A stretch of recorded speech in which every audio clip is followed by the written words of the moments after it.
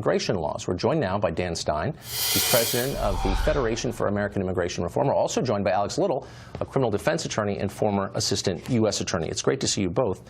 Good evening. So, Alex, the obvious question, which I just posed to the defense lawyer, is that this crime could have been prevented. Nobody really doubts that. If one of the men, and probably both, but one for sure at the center of this, had been deported as he was supposed to be. But the government didn't deport him, and now here we stand with a child claiming she was raped. This is inherently about immigration, and it's unenforcement in a law for political reasons. No, Tucker, I fundamentally disagree. I mean, the causation that you're laying out is so far attenuated. I mean, I had cases as a prosecutor where a defendant would say, I did this because I needed to pay for my mother's cancer treatment, and he committed a burglary or an armed robbery. Is that case about health care reform, about whether we're going to reform Obamacare? No. The individual committed a violent crime. And here, the causation is what happened in that bathroom. But he wouldn't have been. He wasn't supposed to be here. Authorities fell down on the job. They didn't do what they were sworn to do, what they had sworn to do, because of political pressure. He wouldn't have been. I mean, we wouldn't be here at all. This is not attenuated. This is direct. You know, I think if that's what this case is about, then I think we're focusing on the wrong thing. We have an individual who's a potential rape victim. She's not the only rape victim in this country, and I think it's important that we focus on all of them. I represent rape victims. I don't want to tell rape victims that one rape is more important or less important or part of a broader narrative because the race or national origin or immigration status stop.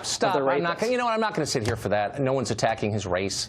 That's ridiculous. Well, no, but it's the immigration status. I'm certainly not. I'm just saying, look, Dan, here's what separates this rape from a lot of rapes. And immigrants are not the only people who commit rape. I'm not suggesting that because it's not true. I'm really saying this is one that could have been prevented. That's all I'm saying. Look, what's happening in Montgomery County is happening across the country, which is that parents, concerned citizens, are asking why. I mean, what has happened to the American mind? That we've seen a decline in the intellect, that we can't put together the pieces of a puzzle to figure out what are these guys doing here? Why are they in the same classroom or the same school with a 14-year-old girl when these guys are 17, 18? Why are they in the 9th grade? How did they get in through the border? Who actually created the environment that let this all happen? And of course, there's a chain of causation. 1982, Supreme Court, biggest federal mandate in history, Plyler versus Doe. Everybody here illegally has to go to public school.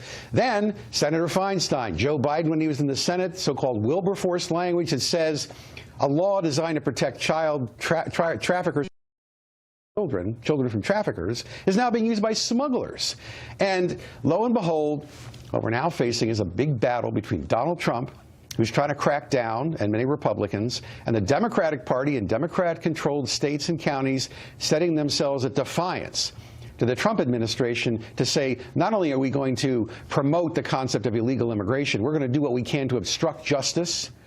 There's no reason that these two guys should have been in the country. They came in here illegally. They were released. They never really had a hearing date for deportation because basically the Democrat Party position on this now is unless you commit a dangerous felony, you shouldn't be deported. Well, you know what that means?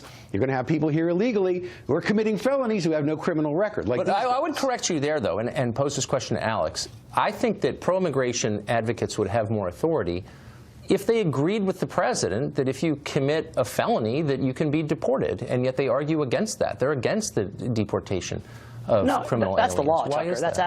That's absolutely the law. I mean, if you commit a felony, even if you're a green card holder, you can be deported. Aware. What's the law? You're not supposed to be here illegally anyway. But when Trump says we're going to deport them, all of a sudden, you know, it's crystal knocked. Like, what is that? Why wouldn't they say, yeah, we don't want criminal aliens here? No, they don't say that. I don't think people disagree about that. I think the question is where do you place the enforcement and where do you focus your priorities? And I think here we've seen some troubling signs that ICE is not focusing the priorities on dangerous criminals when they're setting up outside churches or outside hospitals or homeless shelters. The very disturbing case of a domestic violence victim who was taken into custody after reporting her abusive husband. And so when you have immigration authorities doing that, I think there's a real debate about whether that's the right approach or whether you do take folks who are violent felons, take them off the street and deport them. Which basically, though, what people are saying is just don't enforce the law. So like, why not just change the law in Congress? That's kind of my question. Because it's a bankrupt idea that you shouldn't be deported unless you commit an independent felony. Because in the end, you're creating a swamp activity. You don't really know the identity of somebody if they're here illegally.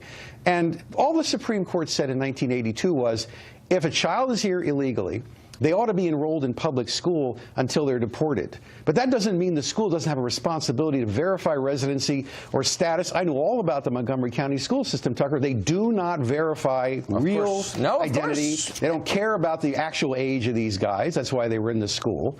And, I mean, basically, Montgomery County is running a segregated school system. You look at performance, and you can see how people self-segregate within the school system. And Rockville used to be a great school, but now it's kind of declining because the Montgomery County politics are creating this. Anyway, I know. Unfortunately, we're out of time. What we have to do is make sure we sustain Larry Hogan's veto, Governor Hogan's veto of the Trust Act. That's everything what we're going to try to do at FAIR now is to stop that bill in the State Assembly. Dan, thank you. Alex, thanks. Thank you.